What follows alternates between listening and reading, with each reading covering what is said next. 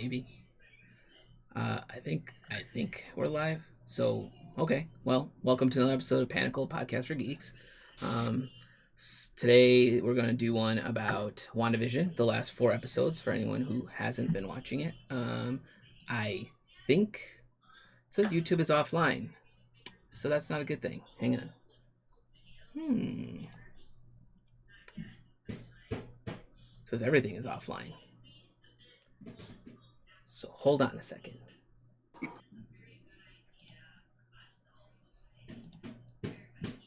No, Twitch is on. Twitch is online.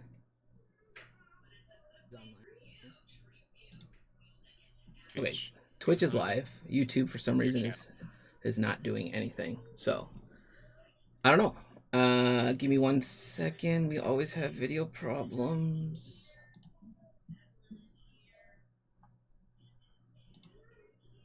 Yeah, we're live on Twitch. Yeah, all right. We're gonna rock and roll with Twitch for now. I don't know what's happening with YouTube. For some reason, it's not working. Let me see if I can jumpstart it.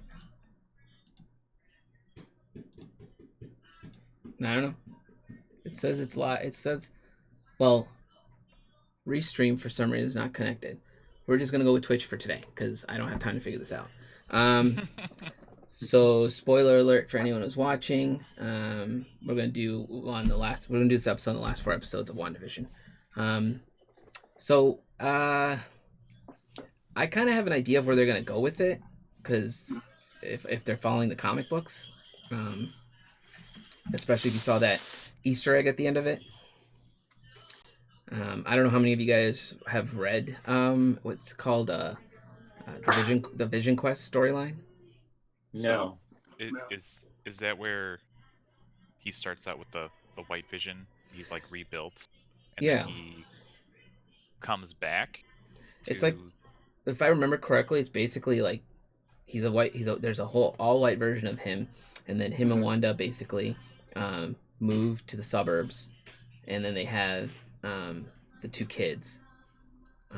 So it's kind of like the story's already been kind of edging on that. Yeah. Right. I just don't know if they're going to, like, I'm curious. So I don't remember if the version that woke up just now is the original version or a version that Sword is now in control of. If that makes sense. Yeah. Well, they said they rebuilt him a bunch of times, so I'm assuming it's like, that is the original Vision, but it's because they didn't have like the Mind Stone or anything like that. It's basically just his body as a shell. Well, and the program was called Project Cataract too, so it's like a vision that's clouded, I guess, right? So yeah. Oh, I mean, the original one never had a Mind Stone on him either. Yeah. So there's also that idea. I was thinking about it last night. Like, do you think that the way it's going to go is that Wanda's created version of Vision is going to somehow merge with the resurrected Vision, and that'll actually become the whole Vision in the end? Probably. Because it's like she has basically the mental part of it, more or less, but he can't exist outside of that hex, it seems, whereas like the actual body is there in the Sword. Right. Oh, I get it. Like, so like his essence will go back into the other one. Right. Yeah. I mean, technically, they tell you her ability or her essence is what activates the current one. Because remember, you see them taking it from the ship that she sent out, which is that was kind of weird to me. Like, that ship is still containing her energy. Like, how? It's chaos magic.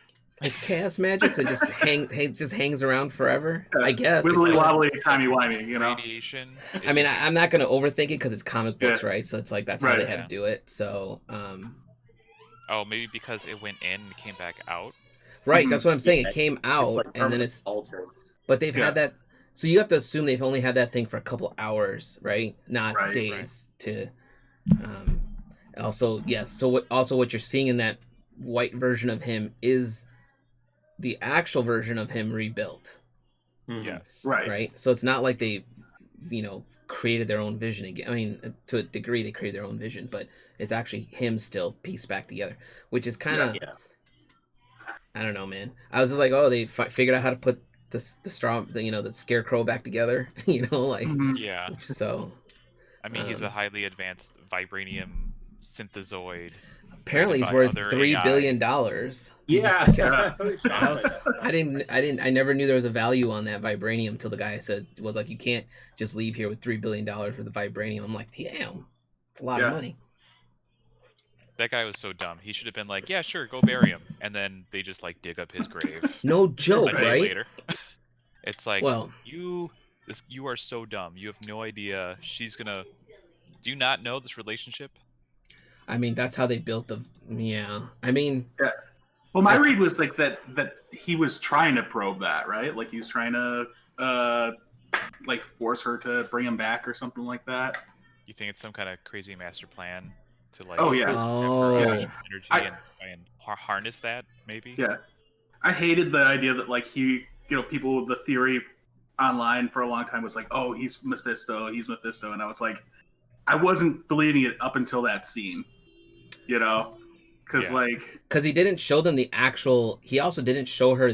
Remember when he shows the people the video of her coming to Sword, he doesn't show her like walking in and doing all the stuff. He shows it from the side of her breaking through that glass, so it looks like she attacked everybody.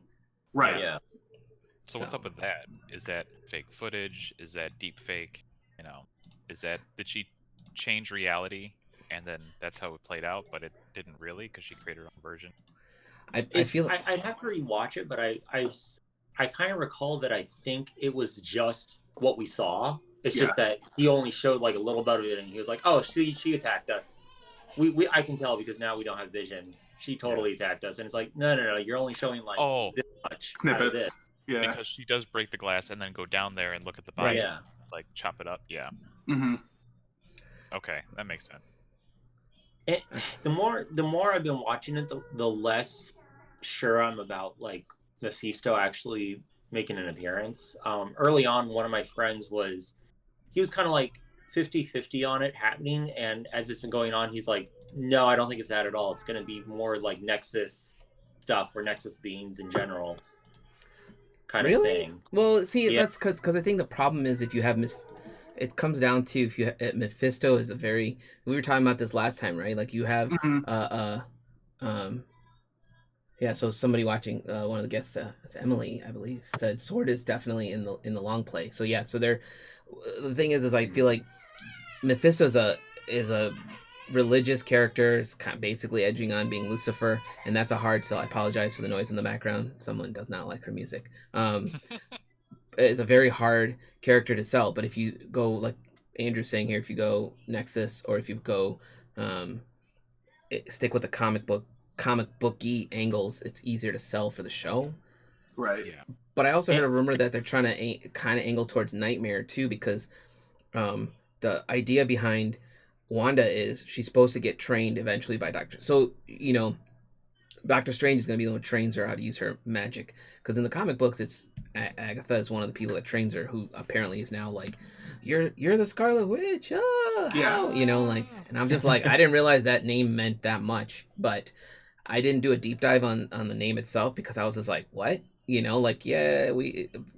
I was like, did they ever call her the Scarlet Witch? And I was like, no, they never did, right? Right. So that name has some wild significance, but my point is like that character is the one that trains her in the comic books at one point, not Doctor Strange, but they want to bring her into the Doctor Strange 2 movie, and the rumor there is Nightmare is the villain. And he is a demon that manipulates, so could easily be Nightmare. So we could see him at the very end be like, maybe his attention has been caught by all of this going on, because clearly she's like a Thanos kind of thing. Yeah. Right. Yeah. Because Agatha was like, what's going on here? So she she doesn't seem like she knows what's happening, but she also had in my head also I was like, she hasn't been forthright with a lot of stuff, so she could be still acting till she figures out she's a Scarlet Witch. And she also had that book, I can't remember what it's called now. Didn't you call it like The Darkhold? Yeah. Yeah. So a lot of people think it's the Darkhold, which would mean Nightmare. If that book is a Darkhold, then the villain is probably most likely Nightmare. Not saying you can't make it. I mean, the villain could be Doctor Doom if they felt like it, right? Right. It could be like Mole Man, Yeah. Right. That would be the trippiest villain twist, right? If they're just like the villain is Mole Man and he's just like, "What's up?" I've been living under Westwood the whole time. Right. That that would blow my mind because that would be a great way to bring in the Fantastic Four. See, ideas, right. Marvel ideas. I don't know. I don't know if you covered it in your other episode about WandaVision, but wasn't there like talk that the doctor or whatever the person that Monica was referring to as like an outside friend that was possibly Reed Richards? Right. Yeah, because she keeps calling him an engineer. And Reed Richards is a scientific engineer, and then they also drop a hint in episode 3, or the first episode that introduces Monica. They drop a hint that there's a failed astronaut program that Sword had, and that suggested that's the Fantastic Four. Now, it's a pretty good assumption to guess that. They're not outright saying it. People were a little. I know people were upset in last week's episode where she finally meets her friend in the field and tries to drive that tank. We all thought we were going to get the reveal, right? Right.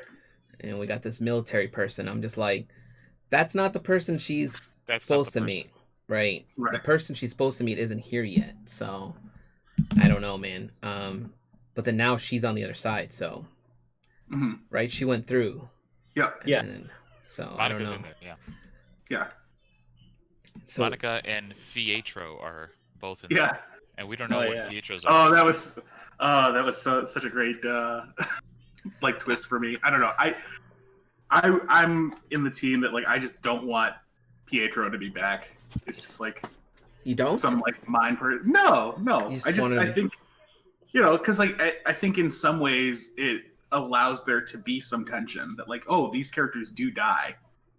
I know it's a comic book stuff, but like a comic book series, so everyone comes back in some form. But I mean, I get what you're saying. Yeah, he's important mainly if you want to push towards a House of M storyline. He's kind of the one that tells her to start, kind of nudges her in that direction. I don't really remember his character's Quicksilver, right? So I don't really remember Quicksilver being crazy. I don't want to call him unimportant, but I don't remember him having like an amazing story arc at all. So I kind of feel you on that. Yeah, keeping him dead leaves Wanda in grief and creating everything.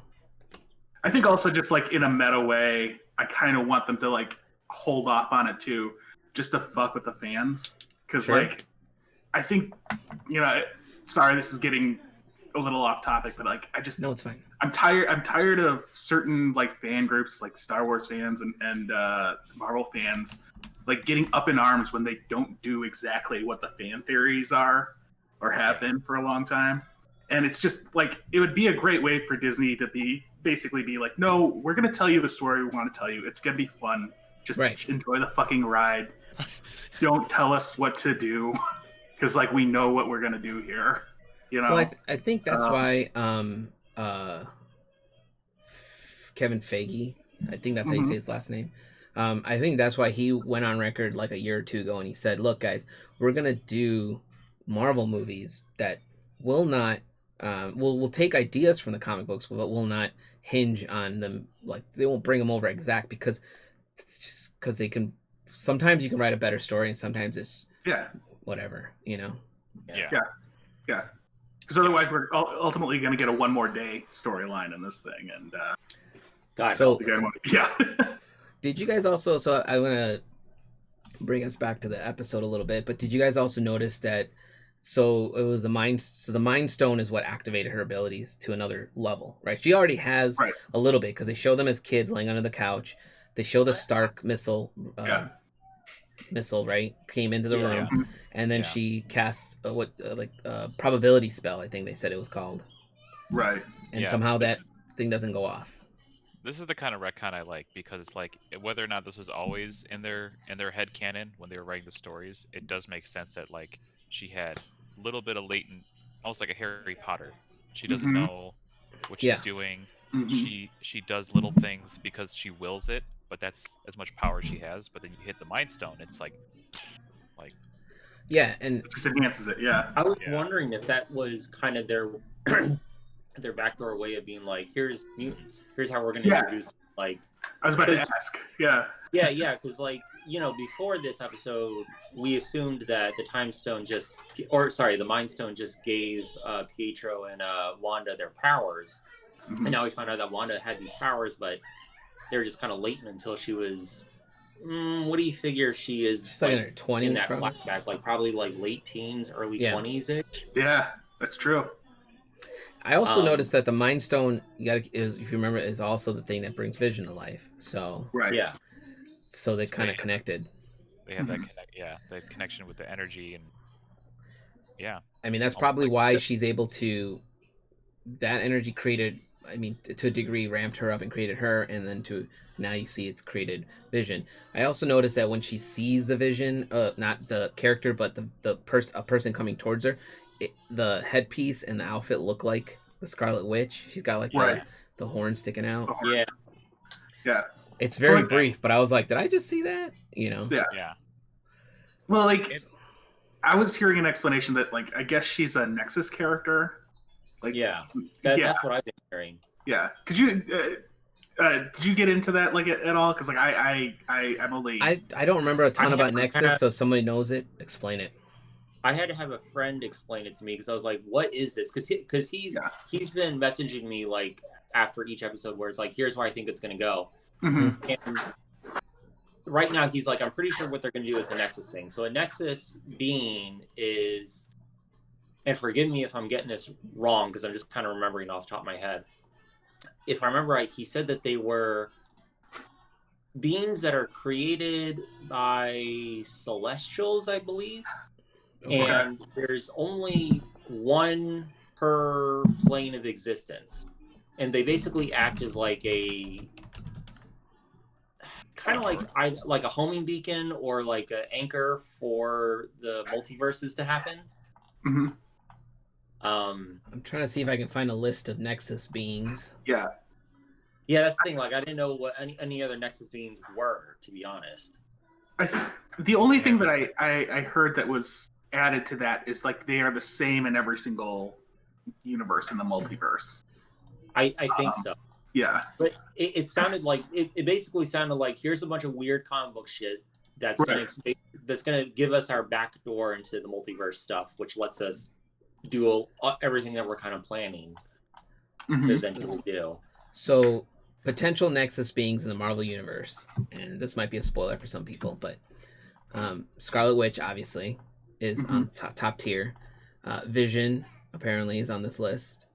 It says MCU could potentially make him one again. He was also a Nexus being. In alternate realities of Marvel Comics, Vision is also a Nexus being. Not in this one. Obviously, Loki is a Nexus being. Kang the Conqueror, Doctor Strange. That's it? That can't be it. This list sucks. I found the worst list. I went and found the worst list I could find on the internet. Carrie said, was Agatha's backstory in the show taken from the comics? I think it was. I believe it was. Yeah. She practices. She is a witch that practices the dark arts. So I'm pretty sure they didn't stretch too far on that. She betrays her coven to become stronger. You could clearly see with her the way she's treating Wanda. She clearly wants that ability because she wants to become stronger. And knowing Wanda is that she put it the Scarlet Witch, she should be extra concerned. That's probably why she's keeping her kids on leashes, because she's about to get whooped. Which is, they're no longer she's no longer in her circle of protection. She is outside of that. So right. There was I remember some theorizing last week before this episode. After this episode, I'm less sure of it happening, but there was theorizing that there was going to be another witch character that might possibly get involved. Someone that's more aware of it might have to tell me who it is because I don't remember the name, but it's a witch whose color scheme is usually yellow based. A witch whose color scheme is yellow? Yeah. It's like basically like if Agatha is like kind of like your chaotic evil version, this is like more like the lawful good type witch. What is it, Glinda? Kinda, yeah. But anyway, if you think back, the lady that back when Wanda was confronting her at the country club or whatever, the one that like kind of like the rich lady for a moment and like smashed the glass in her hand. Yeah. And then like snapped out of it. Dottie. You see Dottie, you see her later on in the color, like once episode's turned color, you see like a lot of her color theming is yellow. And some people were wondering like, oh, is that like the other witch or something? And forgive me that I wish I could remember it off the top of my head. I can't. So they're calling her. So they say the fan theorized that Dottie would end up playing Abigail Harkness. Due to yellow energy that is tied to the character Malcolm, it's not confirmed that Abigail is a relative of Agatha, but the strong and powerful connection of the characters appears to suggest that the two are related. That one I definitely didn't know. Yeah, so before this episode, like that seemed like a potential avenue. Now it's kind of like just thinking about it in terms of like logistical things, where it's like you guys have like about an hour left to wrap this up. I very much doubt you're gonna just throw a random person like that into the mix without. I mean, they would just take it from there into the movies. Maybe. Be a cliffhanger. I could see that being like a post-credit scene or something. Yeah, that's the only way I could see it is like if you just want to like drop that in for that, but so the Nightmare stuff sounds like a more plausible end credits thing for me. Yeah. So she might be one of the she might be the asset that have we figured out who the asset was for what's his name that was like the FBI guy? Because the missing person or what's the FBI guy's name? Jimmy? Jimmy Woo. So he said he said he lost an asset in that area. So I don't know. Yeah, I completely forgot about that. That's still everybody did. Yeah, they need to. He's got such little, like so little time. They really need to like, maybe at the very end he's gonna be like, oh hey, there they are. Right. Found him. Like, I mean, it'd be cool if it was just Ant-Man standing up real quick, just coming up, and he's big. Been here the whole time. This whole world is bananas. Yeah, that's a good question. I wonder who's, they are saying there's. On a side note, there's a rumor that Jimmy Woo and Darcy are gonna probably get their own. Fans have been asking for them to get their own like X-Files style show. I was gonna say if it wasn't happening before this, I could see. The rumor is Disney is listening and considering it because people really. I mean, why wouldn't you lean into that? That many people love the idea of it. And right. I can say for two reasons. Like one, like they're both really great actors that have a lot of charisma. Yeah. And they're just fun to watch. And then two, they're probably cheaper than some of the other actors you can get. That's a good point. And I'm sure Disney would be like, yeah, we could have like multiple seasons of this, or we could run this for longer than just like a mini series kind of thing. If like the actors are more accessible than like say any of the people that were in the main movie, like any of the major players in the main movie. Yeah.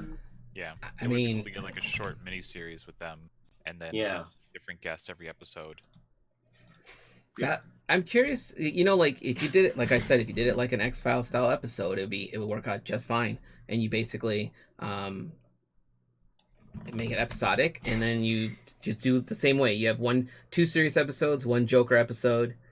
Remember how X-Files used to do it? It'd be like 2 serious episones, 1 random monster, 2 serious episodes, 1 random monster, and then they would rinse. And the mole people. Yeah, exactly. Yeah. Oh my God, you could totally have one. If you're gonna do the Fantastic Four, you really have to put the Mole Man in there just as a. He doesn't even have to be a big villain. He would just have to be this like side villain that they take out leading into the main villain. He would totally be like a great guy for them to have like as, like an intro movie. Yeah. When they're like ratcheting up to like a Doctor Doom or something or like a King. I mean, you could even just put in like, a character saying it. Hey, remember the Mole Man? That guy was a doozy. Carrie said the Hex Files, and that's perfect. Ooh, there you go. Trademark, copyright, Carrie Drake. Right now, Marvel, you owe him money if you use that name. We all saw it here. Screenshot that. That's actually perfect. They could actually use that, couldn't they? Because don't they own X-Files now? Right. Yeah, they own X-Files. They could literally call it the X-Files and drop Mulder and Scully in there at some point if they wanted to. I'm like half worried they're gonna just roll in, like the X-Files or something into. That would be amazing. Okay, if you did that would be. You know what? There it is, right there. If you do a version with these two characters, you put Mulder and Scully in the third episode, the dorky monster. It's like the Scooby Gang shows up, right? And, and then you're like, let's go. I hate how much I like that. Right. Right. Well, and then you could do like a mini WandaVision episode like for that, where it's like, happens to be like a DVD set that Darcy had on her. I mean, she seems to obviously be. Speaking of that character is now just stuck on a road somewhere. Right? You're gonna get back, to the middle of town. Everyone's gonna. They're gonna do the thing where everyone converges in this final episode, of course. Yeah. So the people are trying to figure out, Paul Bettany had said, there's a person who's a show that he really looks forward to acting with or whatever. The rumor is it might be Benedict Cumberbatch as Doctor Strange, right? Which would be fine. Haven't they acted together before though, or no? I don't think so. I don't think they had a scene together, did they? I don't think they had any scenes together in Infinity War. No. No, he's not in. He's Strange in Infinity War. Yeah, he is. Yeah, he is. He's with Spider-Man. He's on the other. He's off planet. Yeah. Okay. And they leave. Yeah. Yeah. Or not Venus. It's Jupiter. Where were the Titans from? Saturn. It's off of the moon of Saturn. Yeah. So there's a thing where someone said no one's guessed who the cameo is. It could be someone else magic related. It could be Wong. It could be Chiwetel Ejiofor. What's his name? Baron. Mm-hmm. Yeah. Like other, because he's. Reed Richards is supposed to come back. Yeah. Right. Everyone so you got to figure out a double whammy would be to give us Reed Richards and then give us Doctor Strange to be like, let's go. Yeah. That would definitely, because I don't see any logical way for them to do a season 2 of this series, because the series feels like it's setting up for movies. A really long movie. Yes. Right. Yeah. Correct. Yeah. I kind of like it that way, though. I kind of hope they consider this, because, Mandalorian's done really well, right? Like, could you imagine just long form Marvel shows where it's just and I guess they're kind of ratcheting up to that, where they're all doing something similar to Mandalorian or WandaVision. You got still pulling for Patrick Stewart. Come on, Carrie. It could be. There was. Let it go. Yeah, let him go. let him be chill. Or early on, I think around the time when Paul Bettany mentioned that, there was a really, really long shot idea. They were like, "Oh, they're gonna pull in Michael Fassbender," and I was like, I don't think so. I still stand firm that they're going to hire a bunch of new people to play if the next team is going to be introduced, they're going to pull a bunch of new people, because there is a rumor that they want to use the first. I keep saying first order, first class team to be that alternate timeline that is now in our timeline. Because if you use Fassbender and if you use I forget the guy who plays Professor X. I don't think McAvoy would want to play it though. He probably doesn't want to, but I'm saying is if you were to use those guys, they're young enough to be those roles. But I think the smart play for Disney and Marvel is to hire just a new team of people, and you could easily just be like, we come from an alternate timeline, or you just be like, we've been here the whole time, but now we're out. Everybody's going to hear about mutants. That's how they're probably going to do it, is just recast everyone. It poured gasoline on the fire just because they put Evan Peters back into the Quicksilver role, so everyone was like, "Oh, they're gonna they may not recast everybody. Maybe they'll just pull pick and choose." Where it's hey, someone like Evan Peters, he's probably game to do it. Someone like oh crap, I can't remember her name right now. Katniss Everdeen. Jennifer Lawrence. Yeah, Jennifer Lawrence, who plays Rogue. She doesn't want to do it anymore. The rumor is two movies ago. No, she plays Mystique. Mystique. Yeah, sorry, Mystique. So the rumor is they've hired her to play Invisible Woman. or Interesting. question I mark. can't see somebody why else. she would or wanna do somebody it. else, exactly. Like, Yeah. because here's the thing: they put up a thing saying rumored Jennifer Lawrence will be playing Invisible Woman, and the internet raged because they were like, "No, she's the worst." Actually, people a lot of people seems like we're just fine with Jessica Alba coming back, but the problem is she's not as young as she used to be, and they want Yeah. somebody younger to play that role. I'm not saying she's old. Before anyone rages against me for that comment, I feel like you could get away with like an older actress at this point if you like cast the Fantastic Four as being like an older family, so to speak. You know, like but they're not. if Reed yeah. Richards was an established scientist and like he's 50 or something. Because then, or if you look at that angle, you could. So a lot of people are pulling for what's his name, John Krasinski and Emily Blunt, right? Like they're like these guys should just play those characters. But a lot of people on the opposite spectrum are saying the opposite of what you're saying, right? They're saying we want a young Fantastic Four. But I hear you, an older Fantastic Four will be just fine. It makes more sense, at least to me, for it to be a slightly older one. Yeah. If they were slightly older, you could have kids that are like 10 years old, and have like Val and Franklin, and instead of getting them in 10 years from now. Sure. Yeah. And then you have an Onslaught story on your hands, which would be perfect. The Jennifer Lawrence thing, oh god, like just thinking about it, I don't see it happening because she just doesn't show any. At least seeing like how her choices have been within the past 5 or 6 years, I guess. Like it's definitely been a thing where it's like I'm a serious actress now. I don't do these movies anymore. Right. So she's done with exactly. You want to. It comes. I feel like it really comes down to picking someone that enjoys the, like, who's game. Who likes? Do you like reading comic books? Cool. Do you like the Fantastic Four? Added bonus, right? Like, or do you just like being crazy camp like Catherine Hahn? It's like, cool. We'll let you like choose scenery, sure.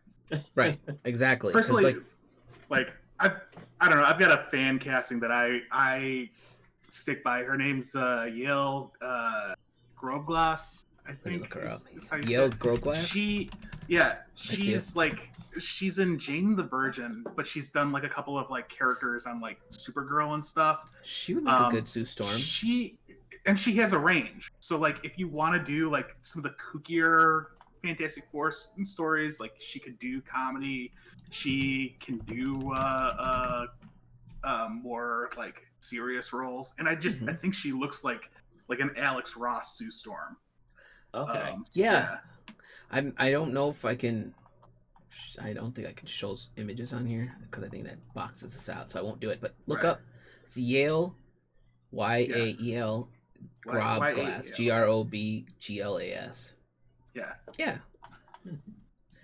And like the Krasinski Photoshop images of him as Reed Richards is an older Reed Richards, but I think it looks cool. And I think like you know him and Emily Blunt together would be fine too. Because whatever, they look cool together on screen. They'll make a perfect couple. I don't know who I'd cast as Johnny Storm because you know. What's his name? Well, you just get Chris Evans again. I was gonna say, like, oh my god, that would be amazing. If you just do an older one, just have Chris Evans be. He left Captain America to come back as Johnny Storm. Exactly. And I kind of like what they did with the Thing in the last Fantastic Four movie. Fanforstic, where he's just a monster, or I just like the CG version that it looked cool versus the movies aren't bad, but you know it's a suit and it looked. It looks cool.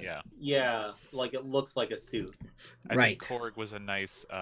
Korg is perfect. Yeah, the way they did the CG. You just take Korg, and do that again, and to do anyone's voice you want. No, I think they've shown that their CGI budget is. It's Disney. High. Yeah, it's Disney. Right. They it's everything. This is slightly tangential, but strangely enough, like between the two suits that out of the three things that have been portrayed, I actually like the Corman one more than I do the Fox one. I think have you ever seen the Roger Corman thing? Yeah, it doesn't look bad, but it just doesn't do much. But like the look of it. But it's like 40-year-old puppetry, like mechanical. Oh, you're talking about the old movie? Yeah, Yeah, the B yeah. movie. Is that a 90s movie? It's not that It's old. a 90s It looks movie. like it's Is it from a the 90s? Okay, I thought Yeah. it was an 70s. 80s. It looks like it's but from yeah. the I'll tell you, Yeah. I'm looking it up right it's now. 94, but it looks like it was shot in the 80s because Right. Dude, the thing in this movie looks rough. You like the Well, he's things in supposed this? to look rough, right? He looks like the Toxic Avenger. A little bit. That's unsurprising considering it's Roger Corman, but yeah, no, he looks more like how I picture the Thing would look in real life than say the Fox version. Which the Fox version, his skin didn't really look like Rocky to me. Yeah, I get that. And then the Fan Four Stick one, I actually prefer that one the most, just because it's like, oh, cool, like yeah, it's obvious he's a rock monster. You just CG him, you can do whatever you need to with that, and then you can get like really crazy in terms of design and all that. What's this Fan Four Stick you keep saying? That's how it's called, because it was like fan, and then there was the four, and then it did the stick. The part of it was stick at the end of the title. That's how it was like shown in all the movie posters. It's very weird design choice. I see it. Mm-hmm. Yeah. Mm-hmm. I never noticed that. Well, now that's stuck in my head forever. Yeah. It bothered Welcome to the club. a lot of people. Oh my god, I'm never gonna forget that now. I never noticed that. It's that movie was one of those movies that like I randomly watched, and I was just like, it started out okay, but then I had the same problem. We're gonna do a Fantastic Four segue here. The problem I have with these movies is Doom is always this magic being versus just being. Yeah, and I believe, and correct me if I'm wrong, in the comic books he is a super smart scientist who has tech, but he also delves in a little bit of black magic. Techno magic, yeah. Techno magic, yeah. So he's not like this omnipotent being that they keep making him into in these movies, which I don't understand why they keep doing that. Well, and he does get omnipotence, but it's because he's smart enough to figure out how to do it. He's got to level up to that, yeah. He figures out how to steal powers, steal the Silver Surfer's powers. Right. And have you read the last Secret Wars with him? It's insane. Right. Oh, is that the one where him and Black Panther, like the Black Panther tries to stop him and appeals to like the Jaguar God, and the Jaguar God's like, no, he's doing a good job. I'm not stopping him. Yeah, and I think he becomes like he basically becomes a god in his own world, and it's crazy because like Reed Richards I think is locked up. Sue Storm is married to him. Johnny Storm is the son. Like he's permanently stuck in the sky as the sun in this world, and and the Thing is like a giant totem of some sort. I forget what he is. He's like a mountain. Yeah, he just stands there until he finally. And it's like, I think Multiple Man was key to it being activated. And no, was it the X-Man or the Multiple Man? I forget. There's somebody buried under the castle. Right. I mean, I have to go reread it. Insanely powerful. So it could be X-Man. This is like the last thing I'll say about the fan. I almost said Fan Four Stick. No, the Fantastic Four. Before going back to like WandaVision, whatever, because I doubt they're gonna do it this way. But have any of you seen any of Movie Bob's videos on any of this at all? Not WandaVision yet. Yeah. Not with WandaVision, but with Fantastic Four. Years ago, he had like. It wasn't really like his theory, but it was his fanscription. His idea of like how they should introduce them into the MCU and all that. Yeah, and the idea was like, and it was one I really liked. And I was a proponent of that one. Yeah. Now that I'm seeing how it seems very unlikely they're going to do it that way. What it's going to be is like the families just existing in modern times as they've always been. But I did like that where it was them literally from the 60s. That gives you like a kitsch like 60s movie, and then it's like the Captain America thing, like all of a sudden they're the fish out of water, and then they have to kind of adjust everything. And then like you Reed Richards, he gets to be the arrogant asshole dad because he's from the 60s, so he still has the like the father's knows best mindset, and everyone, and like Sue Storm and everyone else, like they're adjusting to it better than he is. But then that also meant like that means you could bring in an older actor to play like Dr. Doom. Like you can get Michael Ironside or someone. Yeah. Oh my God. I forget what Michael old now, but he's one of my favorites. He probably is too old at this point. Yeah. I remember seeing him in Terminator Salvation. I was like, oh man. The last movie I remember this guy from is Total Recall. Yeah, dude. Total this is Recall. Fantastic Jeez. villain. What was the That movie was you just named, John? What was the movie you just said, Tom? Salvation, Terminator Salvation. He was one of the generals, and he gets blown up. Oh yeah. I don't remember him. About that. Yeah, there's like a submarine with all the general. Yeah, bad. Oh movie. yeah, he's under the water, right? He's under the water. Yeah. Yeah, that's right. He's waiting for them to give the signal. That's right. Yeah, he's like, shut up, John Connor, get out of here. And then I think they all get blown up. He's the best Darkseid, by the way. He's 71. He is. Is he playing Darkseid? No, he was the voice of Darkseid. Voice. in Okay. Justice League. Gotcha. Yeah. Which, if they want to save that potential train wreck of a that would probably be it. Like, yeah, just bring back Michael Ironside, be Darkseid, whatever. It's CG. It's not like he does anything. He has to do anything. Right. Oh my god, I forgot he's in Starship Troopers. Yeah, he's the guy that Roughnecks. Carrie said, or Patrick Stewart. Patrick Stewart is not going to play Doctor Doom, dude. Let it go. Let it go. Oh my god, that'd be weird. Yeah. I mean, I'm not thrilled about a Picard season 2, but I mean, I haven't seen it. I heard it was pretty good. So it was for the most part good, but the ending ruined it. Okay, well, don't tell me the ending yet. Yeah. They did an ending thing, and it kind of like it's like they built up this thing, and then it ends, and they kind of cut back on the message at the end of it, and I'm like, great. Yeah. Anyway, so back to the WandaVision. WandaVision. Do you guys think so? Do you think the vision that they just activated, and then the vision that's inside the Westview world are going to clash? Like, they're going to have a fight. Like they're setting it up to be. Yeah. And I feel like neither of them has a Mind Stone.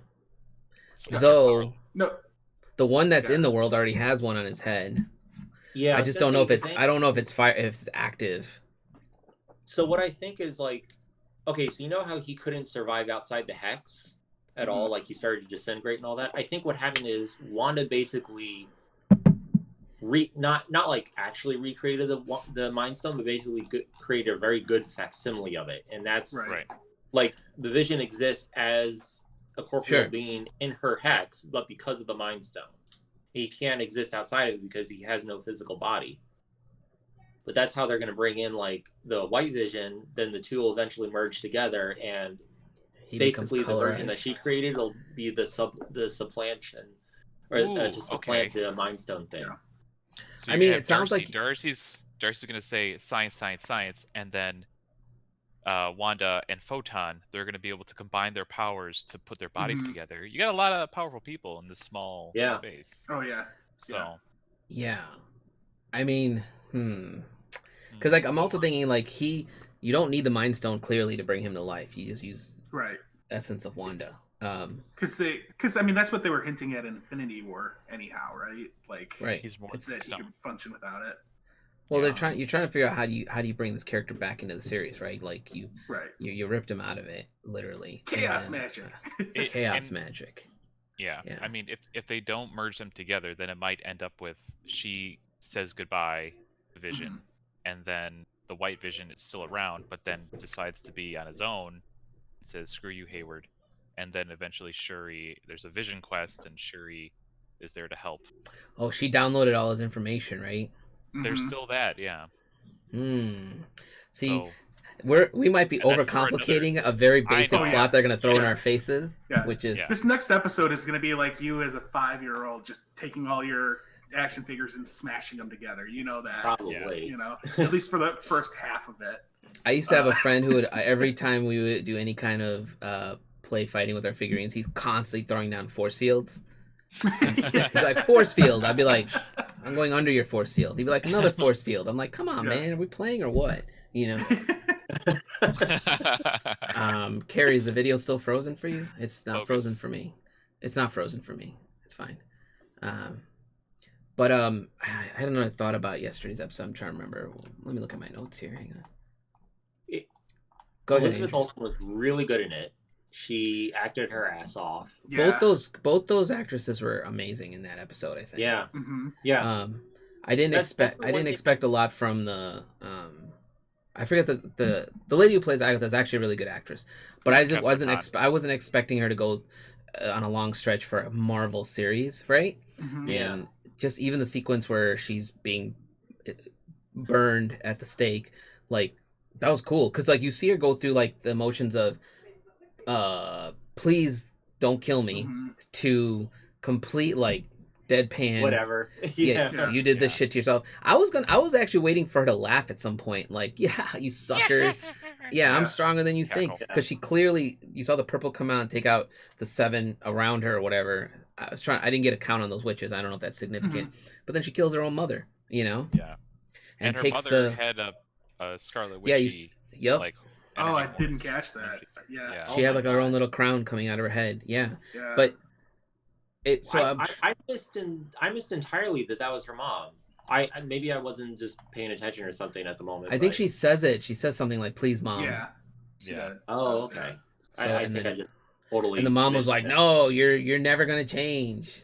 Blue blast, you know, and I'm trying to remember what I took some really fast notes. Someone pointed out that like she had, I guess, red magic at the beginning there that was emanating from Agatha, and then so it was like so then it was like red magic and blue magic mixed together to make purple magic. Okay. So there might be she might know a little bit about chaos magic, was what who was it that was saying that on their review? Andre Meadows, that's right. Okay. So like I don't know, that might be something where she might be gives her the insight to help Wanda. So here's I didn't notice that the colors merge. Yeah, she's got to know something about chaos magic because she's afraid of Wanda. She is. So this is the thing. My cousin sent me this article. It says Wanda's power started going haywire before WandaVision, and if you read this article, which is on Polygon, but it talks about the Lagos, which is an opening sequence in Captain America: Civil War, and it basically is where during the fight, the villain set up his own vest, right, the suicide vest, and Wanda attempted to use her telekinetic powers to contain the explosion long enough to move it away from many bystanders. Unfortunately, she didn't quite succeed, and the redirected blast killed 26 people.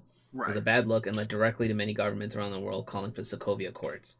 So, kind of suggesting their powers are already unstable, which we all kind of knew. But I didn't think about that movie at all as part of, so it's basically the article goes on to say, in WandaVision, the Scarlet Witch seems to be uncertain of the limits of her powers once again.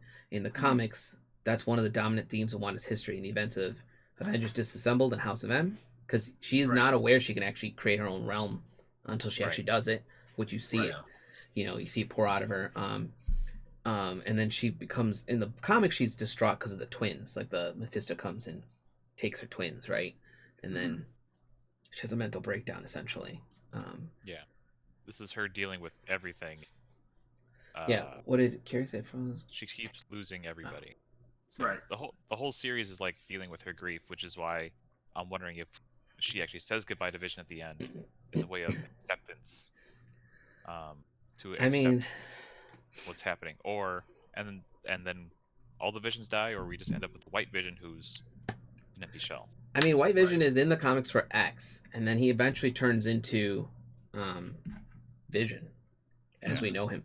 Because my guess is like I said, they're going to try to bring him back in somehow because he is a good character. People love it. Him. I don't know why I called it. And then it's kind of a good way to bring him back without that Mind Stone. Because the Mind Stone is, I don't know where the hell it is, to be honest with you right now.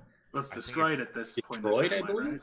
I think they're all destroyed in this reality. So yeah. So which one does the Ancient One have? She had the Time Stone. It's a Time? Stone, okay. Yeah. But yeah, I still think Thanos blew him up, so they had to go back in time, bring him back. So I think all the stones in the present are gone. Yeah. I mean, because in theory, Steve Rogers took them back where they're supposed to go, minus the Tesseract, exactly, that Loki seems to have taken. Right. Although it has to correct its, I don't know. This is that timey-wimey stuff. Well, this is where you hope they took good notes and or have a proper outline. Right. Go on here. Yeah. Related to the Loki show that's coming out too. I just remembered this as well.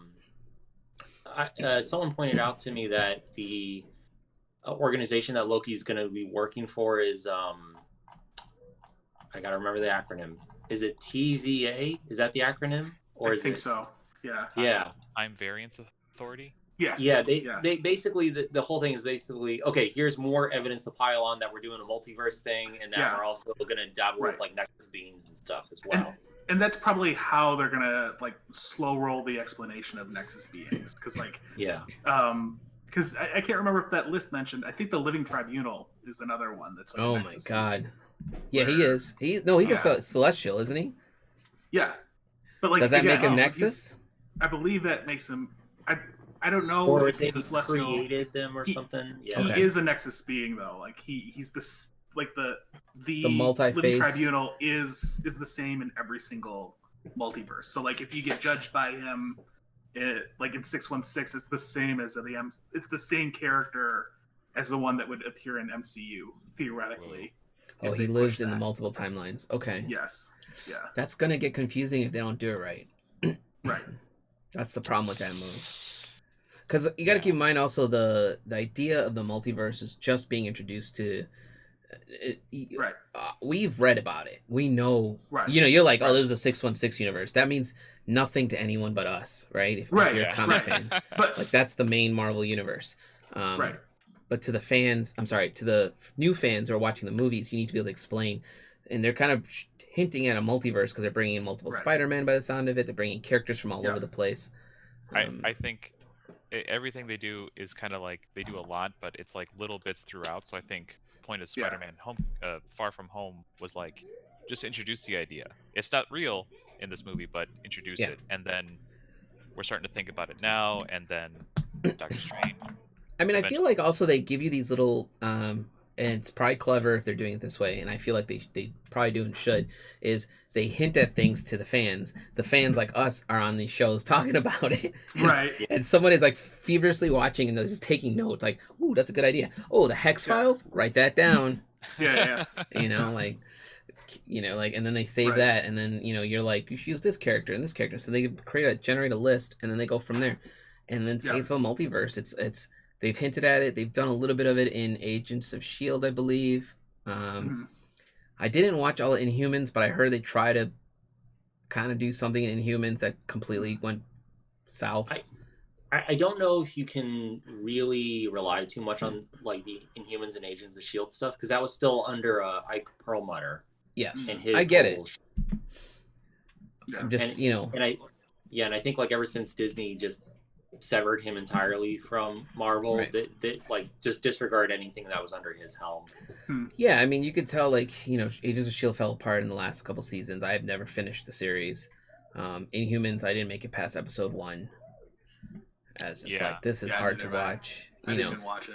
But that's because the guy Andrew just mentioned, he also wanted to he was trying to figure out a way to bring Inhumans in and kind of how do you solve the no mutants problem.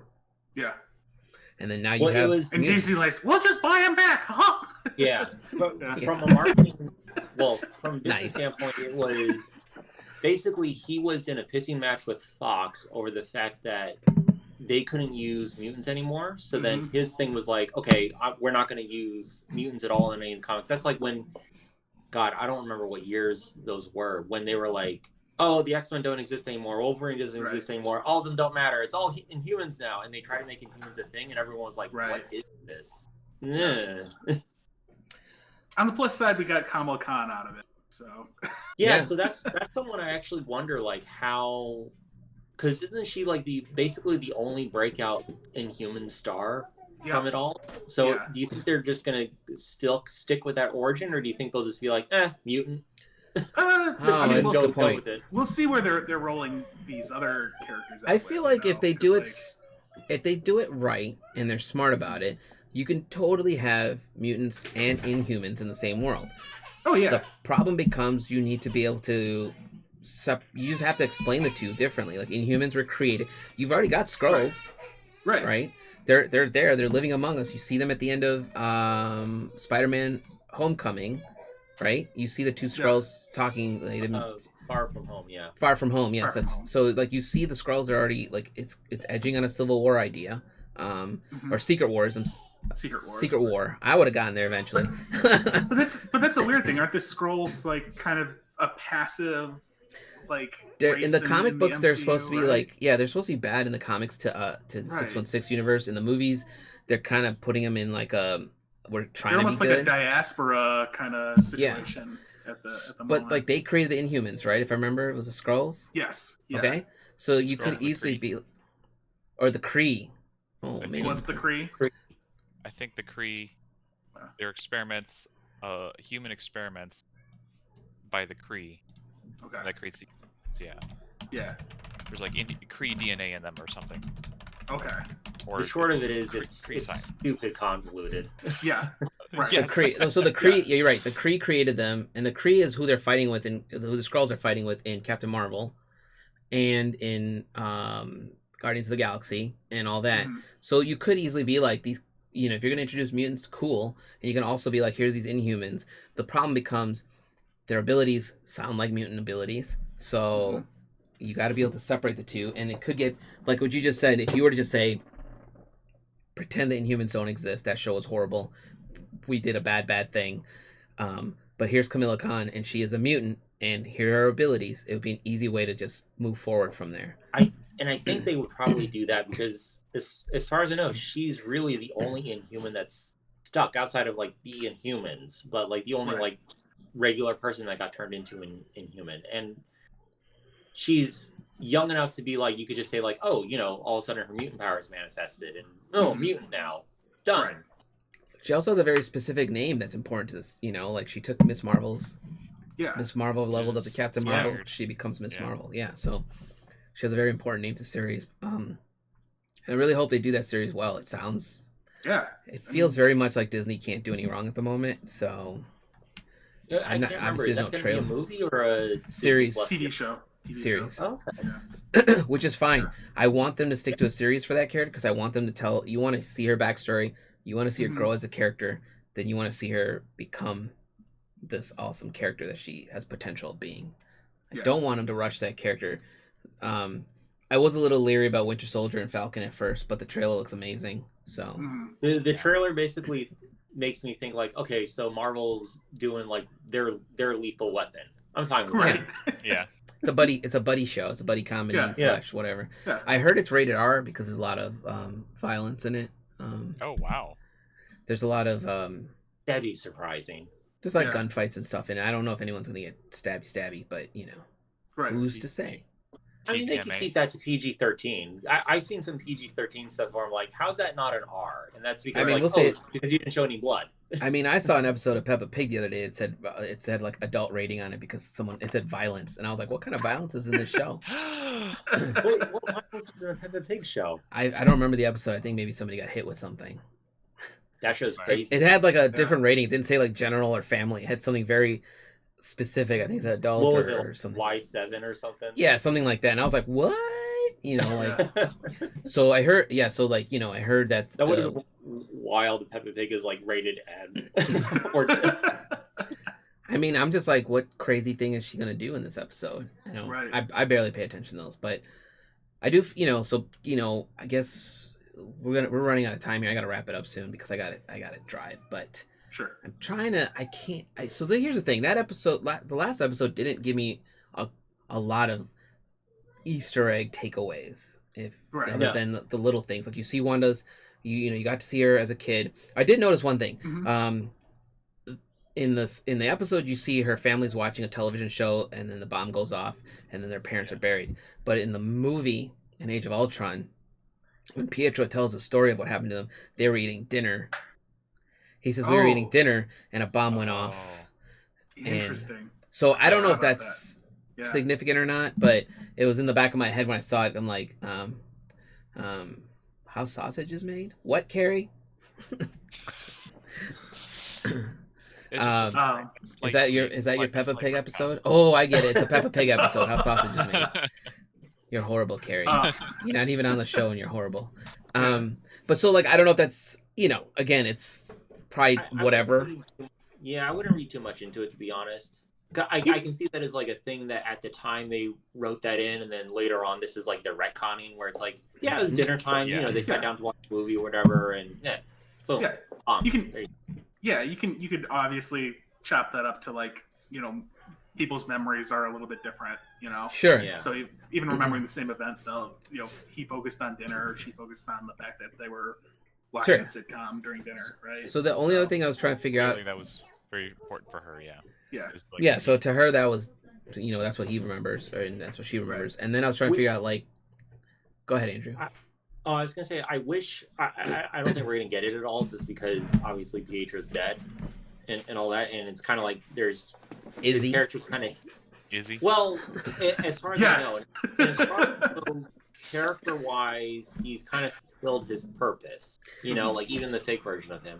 Yeah. But it would have been interesting, and it would have been more. It would have solidified some more things for me if we had a hint of it where he also had like latent powers early on, and like the Mind Stone unlocked Sure. him as. I mean, you don't know that though, right? They didn't show what happens right. to him. No, they 'Cause you're- did. That's the thing. Like, if they did, like, okay, like if they did, then I would be more in the camp of like, oh, this is at least one way how they're going to introduce some mutant stuff, where it's like, cool, they had him, and then they had a traumatic experience that unlocked them. Right. I mean, like, because Cool, when you done. first meet those characters in, is it Age of Ultron? At the end of Civil War, right? They're already in like a cage, and they both have their abilities activated. So it kind of suggests that they both survive the Mind Stone. And that's the other thing I was trying to figure out. Is like, why specifically? I don't understand why Hangouts just opened up. It got really bright in here. Why specifically did the Mind Stone unlock them? Right. Because you hear the scientists say the other participants that went in that room all didn't survive. Yeah, they could have been throwing like 100 people at him. And Correct. they're the ones. And that's why, like, the idea of like what is it called, the X gene? Like, Correct. It's just latent, and like they're like part of the 0.001% or whatever it was. Which I'm really, really hoping they lean into that, because I would. Yeah. Because there's so many opportunities here for you to introduce an X character and lean into the X gene story arc, and I really hope they don't like lose the opportunity. But all right, guys. I have to wrap this up, so go ahead, Andrew. Okay, one last thing. And if one of you can probably answer this far quicker than I can. Is with mutant powers, is it pretty much like it stays latent until something happens that triggers it, or is it something that used just to be naturally because of adolescence it comes into fruition? So they used to say it's when you hit puberty it activates, and then in like some story arcs they say when you're in a stressful situation, it comes out. It just comes out. Like you might not, it might not hit you in puberty, but then like you're being bullied or you're about to get robbed, and you're so stressed out, all of a sudden you fire optic blasts out of your eyes and kill people. Gotcha. But adolescence is traumatic as is. So correct. Your body's changing. It's going through things. It's You want me to do what? Claws. Like, like. I mean, I guess it depends on who you are, right? Like, if you're like a Wolverine type character, he's got the bone structure already forming in his hands. It just he doesn't know about. Again, he doesn't know about it till he's angry and it pops out. So it depends on what. There's multiple story arcs for that. The main original X-Men arc used to be when you hit puberty, the X gene activates. Okay, yeah, that's kind of what I remembered, and then I also remembered that like they started taking in like Highlander rules, and I was like, okay, sure, whatever. Yes, they start taking in all these things where, like, if you're angry or you're sad or some traumatic thing happens to you in your life, that activates, because it's kind of like you don't know it's there till you know it's there. Right. So I guess that's how they're probably going to do it with this, which seems like Wanda doesn't know she has this ability till it's there. Yeah, like both Wanda and Pietro, like they probably had it latent, but it was like sitting like deep down until the Mind Stone like activated, and that's the reason like they survived it versus everyone else, because everyone else probably wasn't immune to that. I mean, the thing is also you need to keep in mind is the mutants are probably there. They're just not. They just don't know what to do with their abilities, so they're all in hiding. Right. Yeah. And or like if you were to say the mutants are in the university, Xavier's University for the Gifted. Is that what it's called? Yeah. Like he could be like, and you could be like, why didn't you come help us when this stuff was happening? You could be like, they're not trained for this. Right. They're not. They would all die. They're children. They would all die out there. I guess they're soldiers now. Yeah. Yes, correct. They're soldiers now. So, all right. Unless anyone has anything fantastic, no pun intended, to add to that, the rest of this conversation, Fanfortastic. That stupid thing's never gonna go away. Fanforstic. Yeah. Fanforstic. God, I did not notice how bad that graphic design was until you guys pointed out. Design. We're gonna wrap this up, and then what I'm hoping to do is next week will be the last episode, and maybe next week we just do a recap with the final episode if you guys are interested, and I'll probably see if I can get Carrie and Tyler back on, so we'll have 6 people on instead of 4 of us, since you guys are the originals. But yeah, so thanks for everyone who's watching. I am sorry about the YouTube channel. My best guess is Streamlabs updated, something with Restream didn't trigger in here. I think I'm just gonna have to pay for the service. This is what happens when you use free stuff, man. It just chokes out on you, you know. So I'm gonna take us offline. So give me a second here.